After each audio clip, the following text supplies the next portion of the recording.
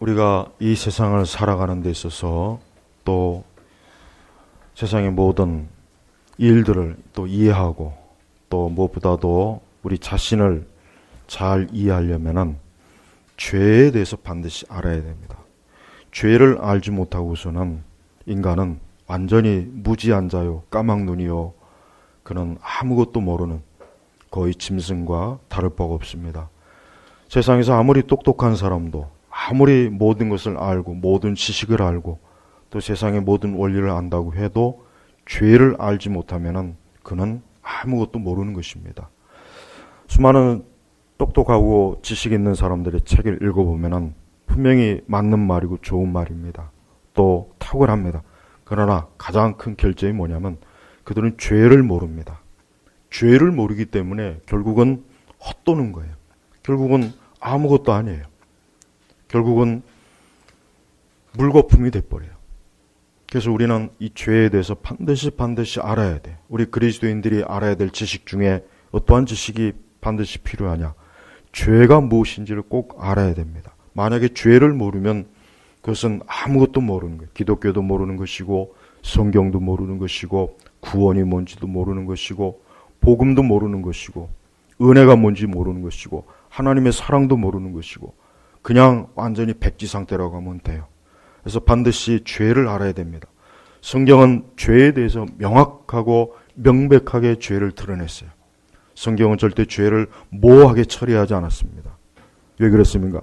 그 죄를 알아야, 그 죄를 깨닫고 알아야 사람이 어때요? 자기 자신의 처지를 아는 거예요. 자기 자신의 처지를 알지 못하면 인간은 자기 자신에 대해서 알아야 될 걸 알지 못하는 가장 비참하고 가장 불쌍한 존재입니다. 그러므로 우리 성도들은 반드시 죄가 무엇인지를 꼭 알아야 됩니다. 만약에 그 죄가 무엇인지 모른다면 엄밀히 얘기하면 하나님을 믿지 않는 것이에요. 엄밀히 얘기하면 복음도 아직 믿지 않는 것이고 예수님도 아직 믿지 않는 것입니다.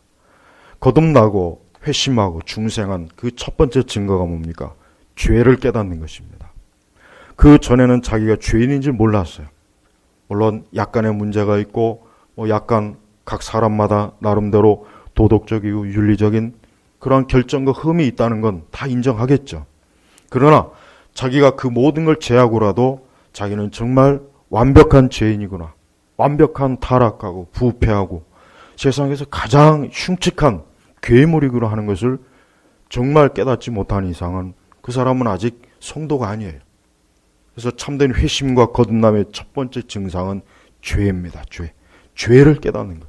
그 죄 때문에 고통스럽고 괴롭고 내가 이렇게 엄청난 죄인이었구나. 내가 이렇게 많은 죄가 있었구나 하는 것을 정말 마음 깊이 아주 절실하게 가슴을 후벼 팝니다. 그것이 첫 번째입니다. 그러고 나서 이제 어떻게 합니까? 이제는 그 죄에서 그 죄를 항상 민감하게 여겨요. 그 죄를 항상 민감하게 여깁니다. 전에는 아무렇지도 않고 별로 의식도 안 했고 생각도 안 했는데 이제는 하나하나가 뭐요? 이것이 죄라는 것을 깨닫게 되는 거예요. 그래서 우리 성도는 무엇보다도 언제나 죄에 대해서 민감해야 돼요. 죄에 대해서 민감하지 않으면 그건 잘못된 거예요. 그것은 뭔가 하나님 앞에 올바른 신앙이 아니던가 아니면은 아직 거듭나지 못했던가 둘 중에 한 가지입니다. 그래서 참된 성도는 오히려 신앙생활을 하면 할수록 자기가 죄인이구나 하는 것을 더 깊이 깨달아요. 성경에 보면은 사도 바울은 거의 마지막 때쯤에 그 고백이 뭐냐면 자기는 죄인 중에 괴수라 그랬어요. 죄인 중에 괴수라 그랬어요. 그냥 죄인이 아니라 이 세상에 있는 모든 죄인들 중에 자기가 가장 우두머리다. 가장 큰 죄인이다. 이렇게 자기를 고백한 거예요. 그리스도를 만나고 심지어 하나님 나라도 갔다 와보고 성령의 그 놀라운 은사와 능력도 있는 그 사도가 자기 자신을 죄인 중에 괴수라고 했다면 그건 왜 그렇겠습니까? 그가 아직 자기가 용서받지 못했다거나 아직도 자기가 여전히 타락한 멸망받을 형벌받은 죄인이란 그 뜻이 아닙니다. 그 뜻이 아니라 자기가 이렇게 죄성이 강하구나. 여전히 부패하고 타락한 죄성이 이렇게 강하구나 하는 것을 아주 절실하게 그가 고백하는 것이에요. 그래서 경건한 참된 성도는 자기를 참으로 무지막지한 죄인으로 여깁니다. 절대 자기를 천사로, 선한 천사로 여기지 않습니다. 자기 자신을 대단히 착하고 의롭고 이 정도면 괜찮지 그렇게 생각 안 해요. 오히려 자기 자신의 죄 때문에 날마다 정말 그리스도 예수님이 아니면 부끄러움과 수치 때문에 얼굴을 들고 다니지 못하겠다 이런 마음이 드는 그러한 진정한 마음으로 그는 하나님 앞에 서는 것이에요. 그래서 여러분, 우리는 언제나 이 죄에 대해서 민감해야 돼요. 언제나 죄에 대해서 예민해야 됩니다. 지금 이 시대 기독교의 큰 문제는 뭡니까? 전혀 죄를 의식하지 않아요. 전혀 죄에 대해서 그렇게 크게 신경 쓰지는 않습니다. 전혀 죄에 대해서 그게 뭐 큰 문제냐? 이젠 우리가 예수님 믿었으니까 됐지 않느냐? 그래서 즐거워요.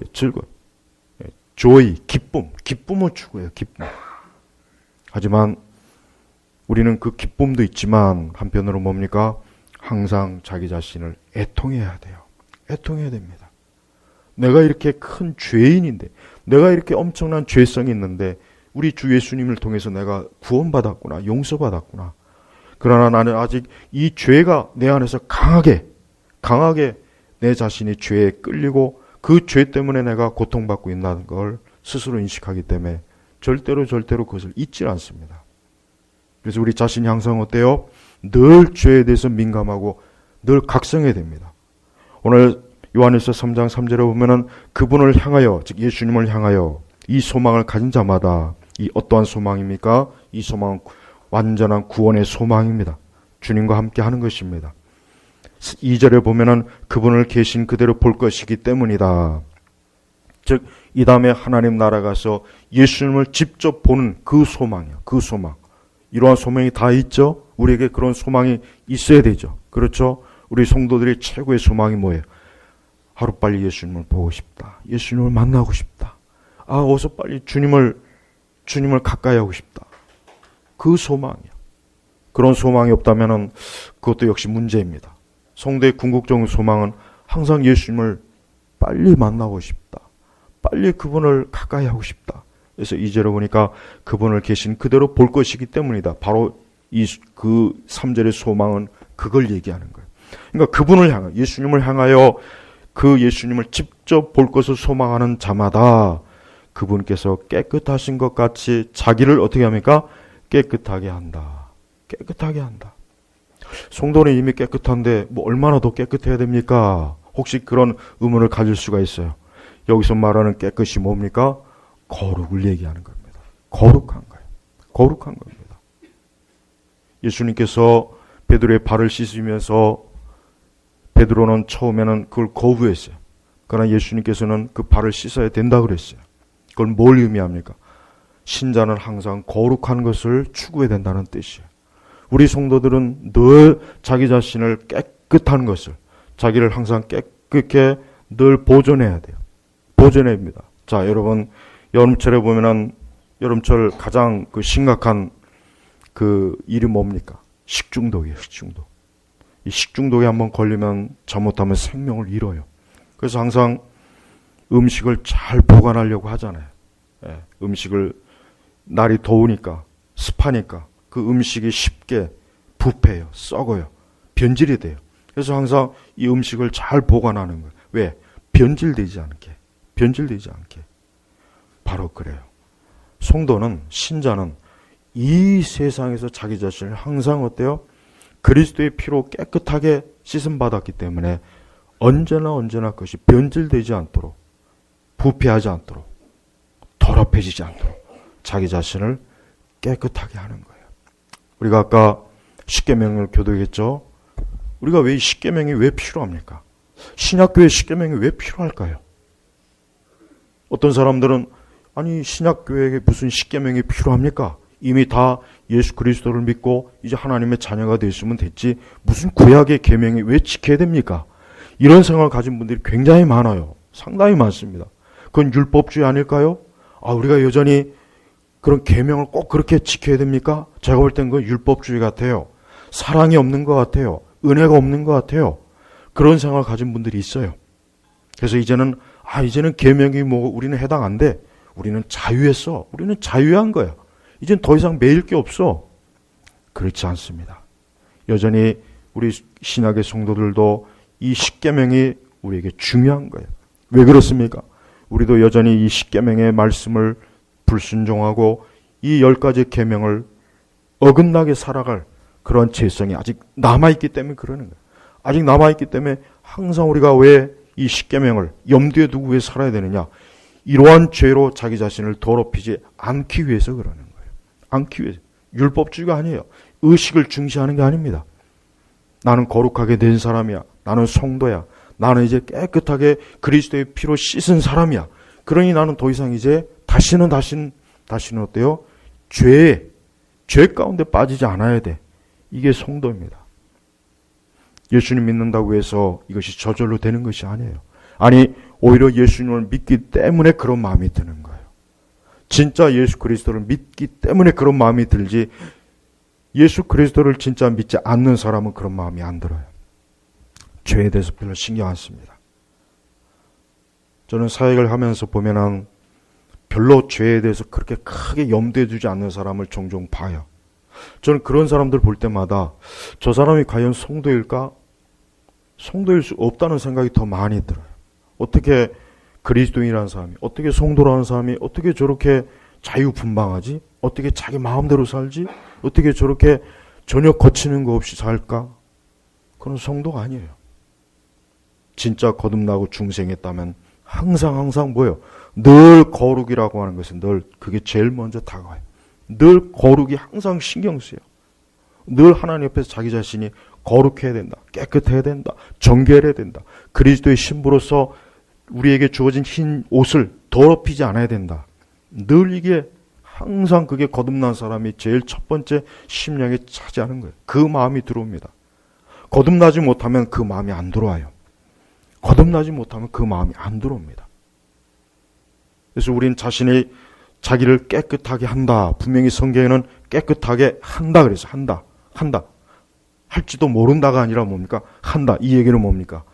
진정으로 그리스도 안에 있는 사람, 그리스도를 갈망하는 사람은 늘 자기 자신을 거룩하게, 늘 거룩한 일에 자기의 모든 것들을 거기에 집중하는 거예요. 바로 이게 성도입니다. 여러분, 이 세상이 얼마나 악합니까? 얼마나 더럽습니까? 여러분들이 속한 그 모든 삶의 영역에 얼마나 많은 악인들이 있고, 유혹이 있고, 미혹이 있고, 정욕이 있고, 악한 것들이 얼마나 많습니까? 우리는 그런 것들에 손을 대면 안 됩니다. 우린 그런 것들을 접촉하면 안 됩니다. 우린 그런 것들과 손을 잡거나 거기에 우리 자신이 빠져서는 안 돼요. 왜? 자기를 깨끗하게 해야 되거든요. 늘 자기를 깨끗하게 해야 돼요. 그게 성도예요. 성도는 바로 그러니까 거룩할 성자를 쓰는 거예요. 왜 성도겠습니까? 거룩할 성자예요. 그러면서 4절에는 굉장히 심각한 말씀이 있습니다. 뭡니까? 같이 읽겠습니다. 죄를 짓는 자마다 불법을 행하는 것이니 죄는 불법이다. 죄는 불법이에요. 자, 법을 어긴다 했을 때 우리는 알죠? 아, 그건 너 왜 법을 어겨? 우리도 이 세상에서 어떤 법을 어기면, 여러분이 만약에 자, 여기 운전하시는 분들이 운전을 하는데 교통 법규를 지키지 않았어요. 뒤에서 경찰이 와요. 그래서 차를 세워요. 지금 어떠한 교통 법규를 지키지 않았습니다. 해가지고 아마 딱지를 찔 겁니다. 바로 그거예요. 불법이에요. 뭔가 정해야 될 것을 지키지 않은 것. 그래서 경찰이 와서 지금 불법을 행했습니다. 가장 쉬운 불법 유턴. 그냥 유턴해야 될 거기에서 유턴해야 되는데 빨리 가려고 급하니까 유턴을 하지 않아야 될 곳에서 확 차를 돌리는 거. 그걸 보통 우리는 불법 유턴이라고 해요. 바로 그거예요. 죄는 불법이에요. 우리는 성경에서 하나님께서 말씀하신 것에 따라 살지 않으면 그게 바로 불법이에요. 그러니까 사람이 그렇게 살면 안 되는데 그렇게 살죠. 그게 불법이에요. 그래서 우리는 사람들의 삶에 대해서 어떻게 평가해야 됩니까? 그가 누구이든 간에 그가 아무리 대단한 사람이라도 그가 하나님 말씀대로 살지 않고 하나님의 뜻을 따라 살지 않으면 그는 지금 불법이야. 불법 인생이야. 자, 우리나라의 그 외국인 근로자들이 있죠. 그 중에는 합법적인 체류자가 있고 불법 체류자가 있어요. 불법 체류자가 있어요. 이 불법 체류자들은 자기 자신이 불법 체류자라는 걸 알기 때문에 그것이 언제 걸릴까 봐 항상 조마조마합니다. 늘 조마조마해요. 왜? 걸리면 바로 추방이니까. 그래요. 여러분, 이 땅에 하나님 믿지 않는 사람은 다 어떤 사람입니까? 불법 체류자예요. 불법 체류자입니다. 여러분, 불법 체류자는 단 한시도 마음이 편하지 못해요. 불법 체류자의 그 다큐멘터리를 보니까 잠도 제대로 못 자요. 일도 제대로 못 해요. 언제 어느 때 경찰이 와가지고 당신이 불법 체류자로 걸렸어 해가지고 바로 그냥 추방 조치하니까 늘 조마조마해. 어딜 가도 마음이 편치 않아요. 집에 있어도 마음이 편치 않고. 여러분, 하나님 믿지 않는 사람들을 보면은 그들 자신이 뭡니까? 이 세상에서 불법 체류자예요. 죄인이에요. 합법적인 삶을 사는 게 아니에요. 하나님의 뜻을 거스리거든요. 자, 아담과 하와를 하나님께서 에덴 동산에서 내쫓았어요. 왜 내쫓았습니까? 불법, 죄를 저지른 거예요. 하나님이 정한 법을 어겼어요. 선악과를 따먹지 말라 했는데 따먹었거든요. 그러니까 하나님께서 추방, 에덴 동산에 추방시킨 거예요. 추방한 이후에 어떻게 됐습니까? 그들은 굉장히 어려운 삶을 살아요. 죽음이 오죠. 질병이 오죠. 땀을 흘려야 되죠. 고생을 해야 돼요. 그게 바로 불법의 대가예요. 불법의 대가예요. 그 불법의 대가는 너무 참혹해요. 이 땅에 있는 수많은 사람들이 지금 왜 사람들이 고통을 받습니까? 왜 사람들이 고생을 합니까? 왜 고생을 하겠어요? 불법을 행했기 때문에 그러는 거예요. 불법이에요. 불법. 그래서 여러분, 하나님 믿지 않는 사람을 어떤 이유로든지 부러워하지 마세요. 조금도 부러워하지 마십시오. 그들의 재산도 부러워하지 말고, 그들의 명성도 부러워하지 말고, 그들의 학식도 부러워하지 말고, 그들의 아름다움도 부러워하지 마세요. 왜? 그들은 지금 불법을 행한 사람들이기 때문에 그들에겐 평안이 없습니다. 안식이 없어요. 그 불법은 그 어떤 종교적인 노력으로도 그 불법은 지워지질 않아요. 아무리 착한 일 많이 하고, 아무리 선하게 살고, 아무리 종교적인 의식을 많이 쏟아부어도 그 불법은 해결이 안 됩니다. 그 불법이 해결할 수 있는 유일한 길이 뭡니까? 바로 하나님의 아들 예수 그리스도를 통해서 구원을 얻는 거예요. 그분의 십자가의 피로 그 죄를 씻을 때 그는 합법적인 사람이 되는 거예요. 합법적인 인생이 되는 거예요. 바로 이것이 하나님께서 뭡니까? 불법, 즉 하나님의 말씀을 어긴 인생들에게 주는 유일한 치료제입니다. 유일한 치료. 그래서 예수 그리스도를 믿음으로 그 인생이 불법 인생에서 합법적 인생이 되는 겁니다. 그게 바로 성도예요. 그러니까 이 세상에는 두 종류의 사람이 있죠. 하나는 불법, 계속해서 하나님의 법을 어겨요. 지금도 법을 어기고 있습니다. 지금도 계속 하나님을 대항합니다. 지금도 예수님을 믿지 않습니다. 지금도 자기 마음대로 살아요. 자기 기분대로 살아요. 자기 정욕대로 살아요. 자기 하고 싶은 대로 살아요. 자기 육신의 정욕대로 살아요. 그렇게 사는 게 그들에겐 인생의 낙이거든요. 그러나 그게 자체가 뭡니까? 불법이에요. 불법이에요. 하나님께서는 그들의 양심에 계속 너는 지금 불법이야. 불법. 너는 불법의 인생을 살고 있는 거야. 그들도 합니다. 그들도 양심 깊은 곳에 알아요. 그게 불안해요. 두려워요. 그러니까 온갖 재밌는 것을 자꾸 거기에 빠지는 거예요. 그걸 잊어보려고. 여러분, 분명히 죄를 짓는 자마다 불법을 행하는 것이니 죄는 불법이다. 그래서 불법은. 이거는 이 세상에는 그 어떤 누구도 이거를 거역할 수가 없습니다.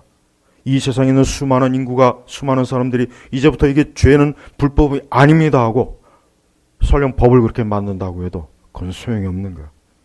가장 큰 법은 어떤 법입니까? 하나님의 말씀이거든요. 하나님의 말씀이란 말이에요. 5절에 보니까 예수님께서 왜 오셨습니까? 그분께서, 예수님께서 죄를 없애려고 나타나신 것을 너희가 알고 있으니. 그래. 예수님이 이 땅에 왜 오셨습니까? 죄를 없애려고 오신 거예요. 예수님이 죄를 없애려고 오신 거예요. 예수님이 오신 정말 가장 중요한 목적은 죄를 없애는 거예요. 죄를.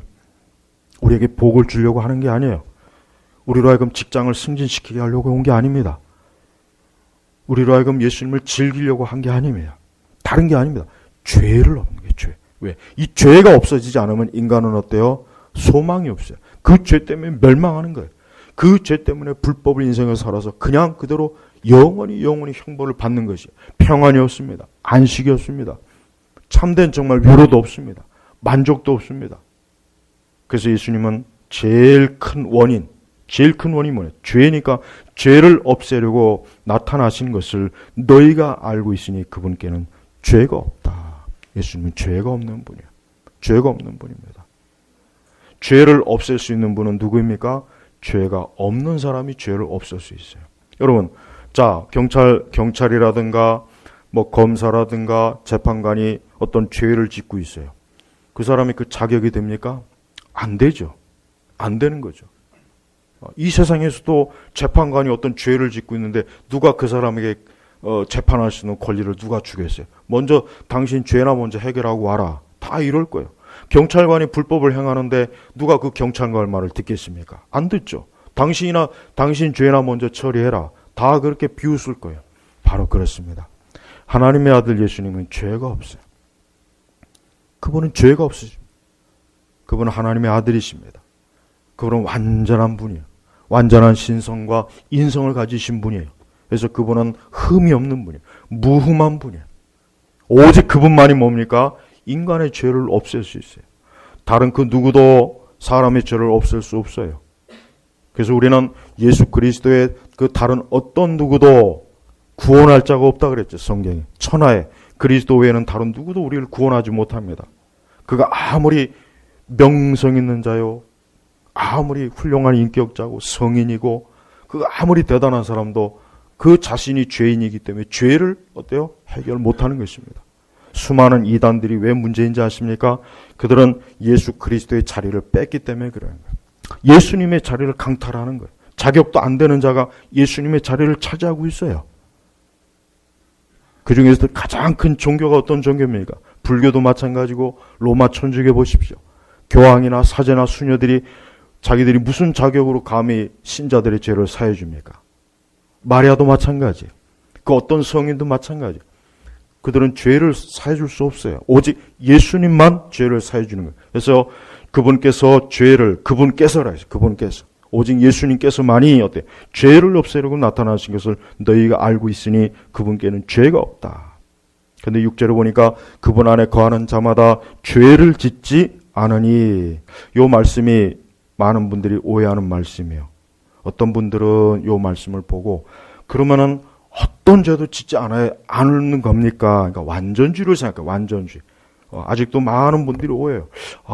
그래서 어떤 분들은 자기가 나는 이런 죄를 져요 하고 내가 아직 성도가 아닌가 봅니다. 그리스도인이 아닌가 봅니다. 분명히 성경에는 죄를 짓지 않으니라고 했는데 나는 죄를 짓고 있어요. 어떻게 합니까? 근데 이 말씀을 잘 이해해야 돼요. 그분 안에 거하는 자마다 죄를 짓지 않으니라는 얘기는 우리가 완벽하게 머리끝부터 발끝까지 어떤 죄도 짓지 않는다는 그 의미가 아니라 거듭나고 중생한 자는 그 마음이 어디로 향합니까? 거룩으로 향해요. 죄성으로 향하지 않는다는 뜻이야. 물론 우리가 여전히 육을 가지고 있기 때문에 때때로 우리는 죄를 져요. 그래서 우리는 회개합니다. 우리는 때때로 안 좋은 생각과 안 좋은 마음을 먹어요. 때때로 우리 자신도 정말 계명에 불순종할 때가 있어요. 그러나 그것이 성도가 아니라는 증거는 아니에요. 제일 중요한 건 뭐냐? 자기가 죄라는 것에 대해서 항상 민감하고 그 죄를 어때요? 늘 죄를 경계하는 거예요. 바로 그걸 얘기하는 거예요. 제가 아까도 말씀드렸죠. 거듭난 사람은 언제나 죄를 의식해요. 그러면서 자기의 연약함을 의식합니다. 그러면서 언제나 그리스도를 바라봐요. 바로 그걸 얘기하는 거예요. 그러니까 완전주의는 잘못됐어요. 교회 역사 때마다 완전주의가 자주 나왔어요. 그 어떤 죄도 지면 안 돼. 너가 조금이라도 죄를 지면 넌 아직 성도가 아니야. 거기에 많이 걸려 넘어져요. 그래서 자기 자신을 성도라고 아니라고 여기는 거예요. 그렇지 않아요. 그걸 얘기하는 게 아닙니다. 여기서 말하는 죄를 짓지 않으니는 그가 죄를 이제는 사랑하지 않는다는 뜻이에요. 죄를 사랑하지 않는 거예요. 여러분, 참된 성도가 죄를 사랑할 수가 있겠습니까? 때로는 죄의 유혹과 미혹에 넘어갈 수는 있지만, 그러나 심지어는 죄를 짓는 가운데서도 이건 죄인데, 이건 하나님 앞에 죄인데, 이건 죄인데, 이런 마음을 먹지, 그 죄가 너무나 좋아서 즐기는 사람은 아니죠. 그런 마음을 먹을 수는 없는 거예요. 진짜 그리스도가 있는 사람은 죄를 지으면서 그 죄를 즐기지는 못해요. 그러니까 괴로운 거예요. 차라리 아예 그냥 죄를 즐기면 속이라도 편하죠. 마음이 평해요. 뭐 죄의 대가가 나중에 어떻게 오든 간에. 그러나 성도는요, 자기가 어떤 죄를 지면 어떻게 되냐면 그게 너무 괴로운 거예요. 너무 괴로워서 예수 그리스도의 이름을 부르면서 그분에게 회개해요. 회개 눈물을 쏟아요. 마음이 애통해요. 그래서 애통하는 자는 복이 있나니 그랬죠. 마음에 애통하는 거예요. 마음에 큰 아픔을 가져요. 내가 이렇게 하나님 앞에 죄를 졌습니다. 이렇게 죄의 마음을 품었습니다. 내가 이렇게 주님 앞에서 짓지 말아야 될 죄를 그만 졌습니다. 주님 용서해 주십시오. 내가 다시 이런 죄를 짓지 않겠습니다. 하고 마음에 애통하는 거예요. 그게 참된 성도예요. 그냥 가벼운 회개는 여러분 절대 조심해야 돼요. 대체로 보면은 회개를 가볍게 여기는 그 경향이 지금 시대에 많아요. 그냥 뭐 간단하게 하나님 나 이런 죄 줬어요. 용서해 주세요 하고 끝. 그렇게 여기는 분들이 많아요. 그거는 아직 죄가 얼마나 무서운지를 모르는 거예요. 진짜 자기 죄를 깨달은 사람은 그 죄 때문에 애통해야 합니다. 애통해요. 마음 깊이 너무나 애통해요. 그게 어떤 종류의 죄일지라도 내가 하나님 앞에 이런 죄를 졌구나 하고 마음에 애통해요. 굉장히 그 마음 깊이 어때요? 마음에 쓰라림을 여겨요. 바로 그게 성도예요. 바로 그걸 얘기하는 것입니다. 하지만 중생하지 못한 사람은 죄를 그렇게 여기지 않습니다. 우린 다 알아요. 우리가 거듭나기 이전에 죄 얼마나 죄인지도 모르고 죄를 짓잖아요. 거의. 죄인지도 모르잖아요. 또 진정으로 예수님을 믿기 전까지는 우리는 죄에 대해서 가볍게 여겨요. 그 죄를 별거 아니라고 생각해요. 마치 죄를 그냥 상처난데 반창고 하나 붙이는 것으로 여겨요. 그러나 진정 성령께서 우리 안에 오셔서 죄를 깨닫게 하실 때는 어때요? 깊은 통곡이 있어요. 아픔이 있어요. 내가 이렇게 큰 죄를 졌구나. 이렇게 큰 죄인이구나. 내가 죄인이구나. 이건 다른 어떤 걸로 해결 안 됩니다. 돈을 갖다 많이 바쳐도 해결이 안 됩니다. 예배를 100번, 1000번 드려도 회개 안 됩니다. 오직 무엇으로만 됩니까? 그리스도의 피로만 죄가 씻어지는 거예요. 그래서 우리는 회개할 수 있어요. 여러분, 회개는 하나님의 축복이에요. 하나님께서는 우리 성도들이 회개할 수 있는 복을 주셨어요. 이 세상 사람들은 회개도 할 수 없습니다. 저들은 자기 죄 때문에 멸망합니다. 그 죄 때문에 안식이 없어요. 기쁨이 없어요. 즐거움이 없어요. 늘 그 죄 때문에 고통을 받아요. 그러면서도 그 죄를 또 즐겨요. 그러면서 사는 거예요, 세상. 하지만 성도는 그 죄가 마음에서 깊이 아픔, 고통, 괴로움, 내가 하나님 앞에 거룩하지 못했구나. 내가 하나님 앞에 온전하지 못했구나. 내가 하나님 앞에 경건하지 못했구나 하고 깊은 아픔이 오는 거예요. 그래서 회개가 되는 거예요. 돌이키는 거예요. 그게 바로 성도가 그렇게 하면서 성화되는 것입니다. 그렇게 하면서 성도가 자라는 거예요. 자라는 것입니다. 그런 과정을 통해서 우리는 이 다음에 하나님 나라에 들어가는 거예요. 이 다음에 주 앞에 가면은 완전해져. 그걸 영화라 그러죠. 우리가 영화롭게 됩니다. 그때는 정말 머리부터 발끝까지 죄가 없어요. 아니, 죄를 짓고 싶어하는 마음이 없습니다. 죄성 자체가 완전히 사라져요. 그래서 이 다음에 천국에 가면은 그때는 비로소 이제는 완전히 자유를 얻게 되는 거예요. 얼마나 기쁩니까? 그래서 성도가 왜 그분을 향하여 이 소망을 가진 자마다 그걸 소망하는 거예요. 이 다음에 예수 그리스도를 만나고 그분 앞에서 완전하게 될 것을 소망하는 겁니다. 또한 6절 계속 보겠습니다. 죄를 짓는 자마다 그분을 보지 못하였고 그분을 알지도 못하였다. 요거는 불신자들을 향하는 거예요. 자, 그분 안에 거하는 자마다 거한다. 그리스도 안에 거한다. 그리스도와 함께하는 거예요. 그리스도를 믿는 거예요. 이게 거한다는 겁니다. 자, 6절은 둘로 나눠야 됩니다. 첫째는 첫 번째 그분 안에 거하는 자마다 성도예요. 이들은 죄를 짓지 않아요. 자, 그런데 두 번째, 죄를 짓는 자마다 그분을 보지도 못하였고 그분을 알지도 못하였다. 여기서 말하는 죄를 짓는 자마다, 이 사람들은 누굽니까? 그리스도 안에 거하지 않는 사람을 얘기하는 거예요. 그러니까 6절은 두 종류의 사람을 한 구절에서 딱 다룹니다. 우리는 내가 어디에 해당되는지 우리가 봐야 돼요. 내가 과연 그리스도 안에 거하고 있는가? 나는 그리스도 안에 거하고 있느냐? 그리스도 안에 거한다고 하는 건 뭡니까? 제가 아까도 계속해서 강조해서 얘기했지만 자기 죄를 깊이 각성하는 사람이에요. 깊이 각성하는 사람이에요. 아, 이 죄, 그 죄에 대해서 철저하게 거리를 둡니다. 절대 가까이 하지 않아요. 그리스도 안에 거하는 사람은 절대 죄를 가까이 하지 않아요. 죄를 가지고 장난을 치지 않습니다. 죄를 가지고 즐기거나 놀지 않아요. 네, 그리스도 안에 있기 때문에. 그러나 그리스도 바깥에 있는 사람은 계속 죄를 짓는 거예요. 계속 죄를 짓는 거예요. 그분을 보지도 못하였고 그분을 알지도 못하였다. 우리는 하나님 믿지 않는 사람들과 우리는 조금만 대화를 해도 이 사람이 하나님 믿지 않는다는 거 금방 압니다. 그리스도를 믿지 않는 거 금방 알아요. 왜? 그들에겐 주님이 없어요. 하나님이 없어요.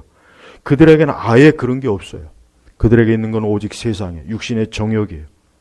악이에요. 죄성이에요. 그것만 있어요. 특별히 불교는 제가 이제 불교에 대해서도 평소에 늘 책 읽어보면은 불교는 죄를 다루질 않습니다. 거기엔 구원이 없어요. 거기엔 영원도 없습니다. 영생도 없습니다. 천국도 없습니다. 그러니까 불교를 믿는 사람들은 참 안타까운 거예요.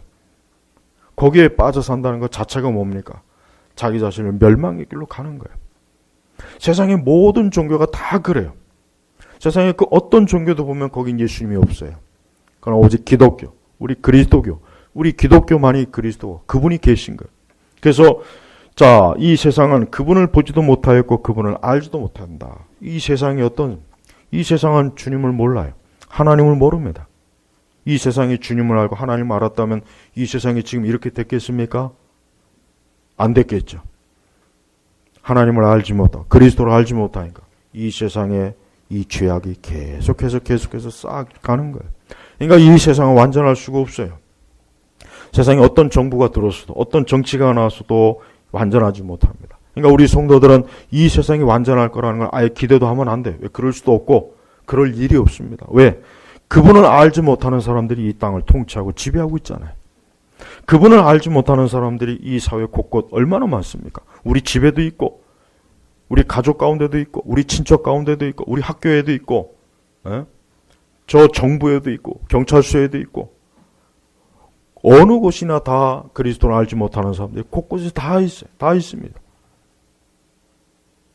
우리 성도들은 그들과 함께 비록 이 땅에 살긴 하지만 그들과 우리 사이는 거리를 둡니다. 거리가 있습니다. 왜? 우리는 그리스도를 아는 사람이에요.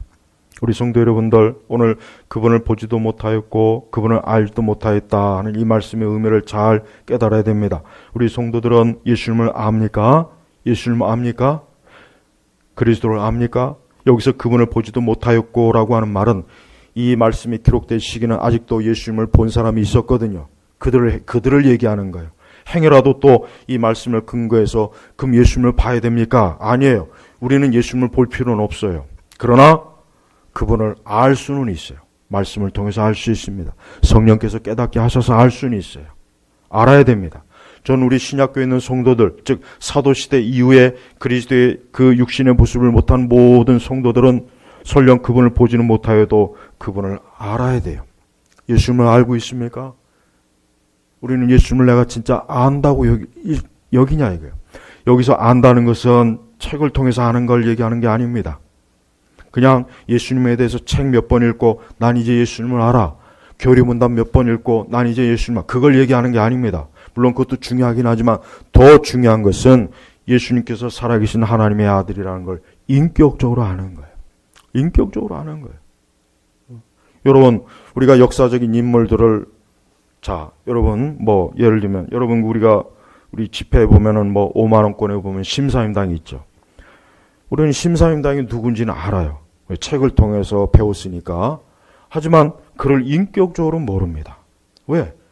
그 신사임당을 내가 직접 만나본 적도 없고 그분과 악수해 본 적도 없고 그분과 함께 차를 마셔본 적도 없고 밥을 먹어본 적이 없거든요. 그러니까 나는 그분을 사실 엄밀히 얘기해서 안다고는 할 수 없어요. 그냥 역사적으로 책을 통해서 배워서 아는 정도예요. 우리가 예수님을 안다고 했을 때 그 정도로만 아는 분들이 거의 대부분이에요. 제가 지금 얘기하고 싶은 건 그거예요. 대부분이 예수님을 믿는 정도는 어느 정도냐면 그냥 성경을 읽고 기독교 신앙책을 통해서 예수님이 이런 분이구나 요 정도입니다. 그러나 그거는 진짜 안다고 하기는 부족해요. 성경에서 안다라고 했을 때는 직접 그분을 체험하고 그분의 인격을 아는 것, 바로 그것을 안다고 하는 거예요. 그렇게 알기 전까지는 예수님을 안다고 하기는 어려워요. 그러긴 힘들어요. 그렇다고 해서 여러분들이 꼭 사도 바울처럼 길 가다가 예수님 다메섹 도상에 만나라는 그런 의미는 아닙니다. 그러면 무슨 환상을 봐야 됩니까? 꿈에 예수님을 만나야 됩니까? 무슨 이 시가 이렇게 길 가다가 예수님 그걸 얘기하는 게 아닙니다.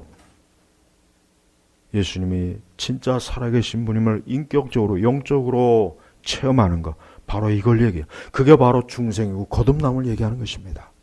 성경은 바로 그걸 얘기하는 거예요. 그러니까 그분을 부인할 수 없어요. 난 예수님 부인을 못해요. 부인할 수가 없어요. 내 목에 칼이 들어와도 예수님 부인할 수 없어요. 부인할 수 없어요. 이런 얘기가 있죠. 갈릴레오가 그건 다 꾸며낸 얘기예요. 사실은 다 꾸며낸 얘기인데 좋은 의미로 제가 예화를 드는 거예요. 갈릴레오가 이 교황청에 재판자에 갔죠. 재판 자리에 갈릴레오는 지구가 태양주위를 돈다 자꾸 그래요. 그 당시 이제 교황청은 그 갈릴레오를 불러다가 네가 그거 부인하면은 내가 살려주고 또 계속해서 너 그렇게 주장하면은 너 감옥에 쳐넣어서 죽일 거야. 그랬단 말이에요. 갈릴레오가 살기 위해서 어떻게 했습니까? 그냥 원래대로 태양이 지구를 돌아요. 이렇게 했어요. 그러나 나오면서 그래도 지구는 돈다 그랬죠. 바로 그거예요. 자, 살기 위해서 인정할 수는 있어요. 그러나 진짜는 아니거든요. 마찬가지죠. 진짜 예수님 믿는 사람은요, 절대 예수님을 부인을 못합니다. 부인을 못해요. 어떤 일이 있어도 부인이 안 돼요.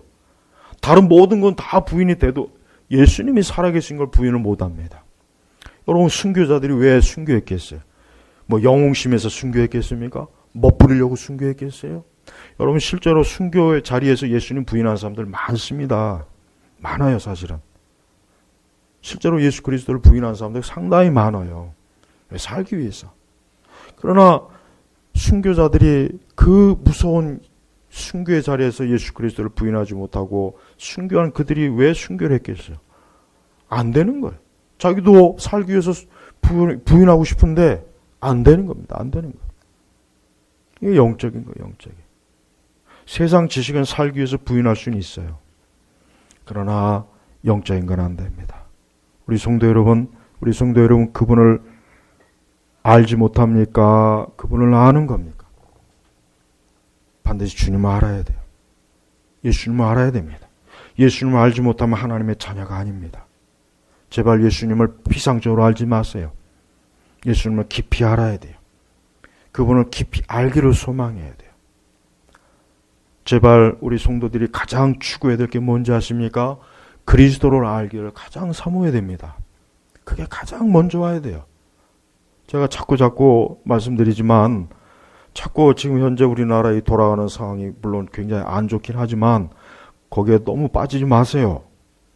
거기에 빠지지 마세요. 우리가 제일 먼저 알아야 될 건 예수님에 대해서요. 예수님에 대해서 가장 많이 알아야 돼요. 예수님에 대한 지식은 그거는 제쳐놓고 정치가 어쨌다, 경제가 어땠다, 문화가 어땠다, 뭐가 어땠다. 전 그거 절대 좋게 안 봅니다. 저도 우파고 저도 좌파 싫어하지만 그리스도보단 더 중요하지 않아요. 우리는 예수 그리스도가 가장 중요해야 돼요. 성도가 밥 먹고 할 일이 뭐겠습니까?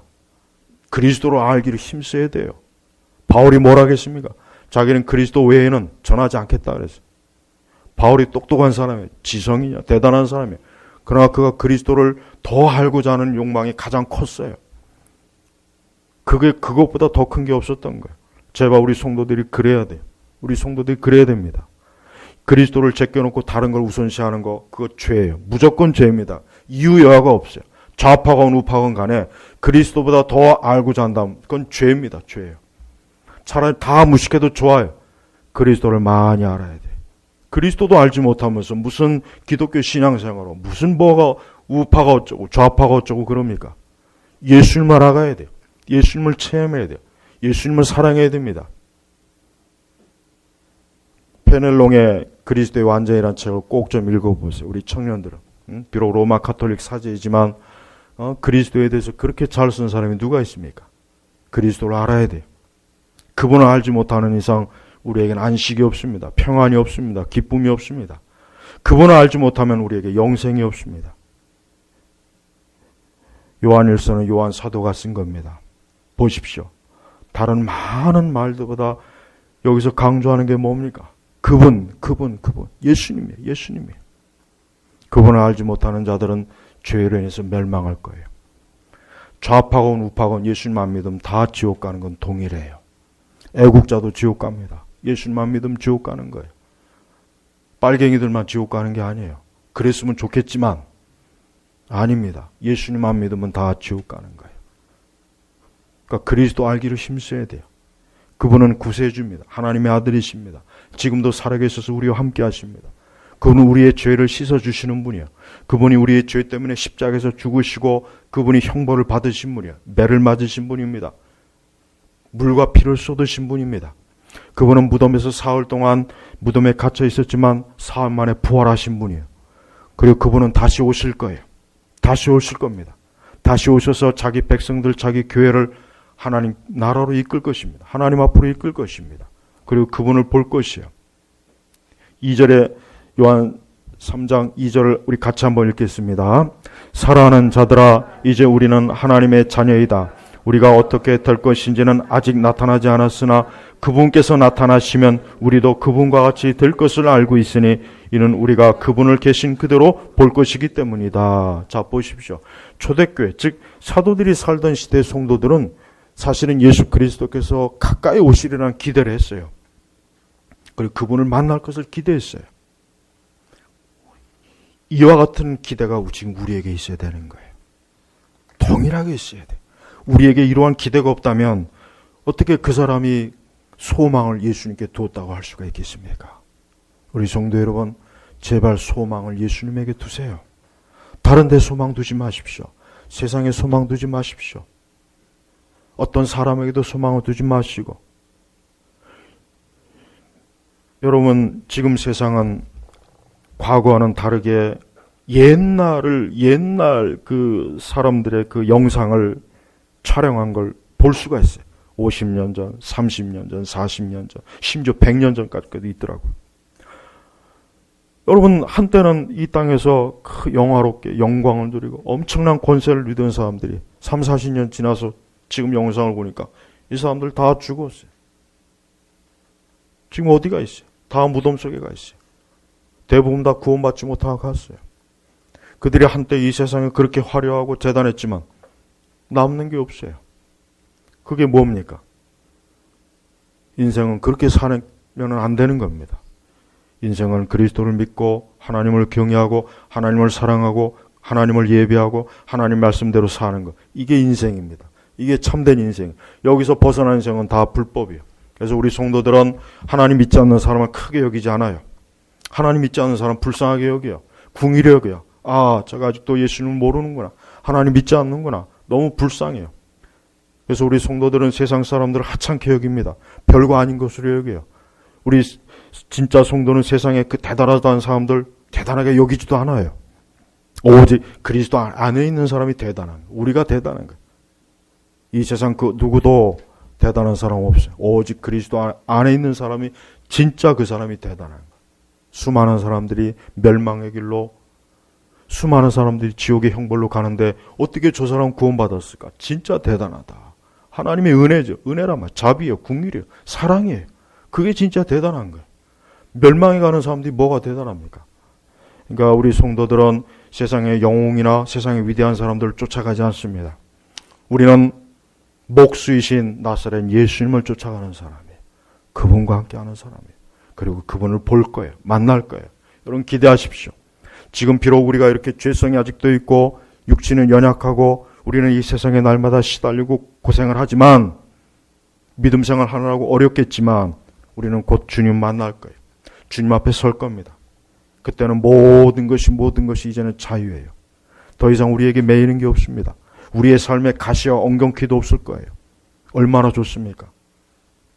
이러한 소망이 우리에게 있어야 되는 겁니다. 성도는 이 소망으로 세상을 살아가는 거예요. 이 소망이 없다면 그는 성도가 아니에요. 우리 제나바교회 성도 여러분, 오늘 말씀을 잘 보십시오. 우리가 진짜 회심하고 거듭났는지는 이 말씀 몇 구절에 다 나와 있습니다. 이 말씀을 통해서 우리의 심령을 살펴본다면 내가 그분을 아는지 알지 못하는지 내가 어디에 속했는지 다 알 수가 있습니다. 우리 모든 성도분들이 모두가 다 장차 그리스도를 만나시길 주님의 이름으로 축복합니다. 기도하겠습니다. 하나님 아버지 감사합니다. 오늘 이 시간에도 우리 주 하나님의 아들 예수 그리스도를 말씀을 통해서 보고 듣습니다. 오늘 우리 모든 성도들이 예수님을 알게 하시고 예수님을 안다는 사람들이 되게 하시고 그리스도 예수 안에 거하게 하소서. 감사하며 예수님의 이름으로 기도 올렸습니다. 아멘.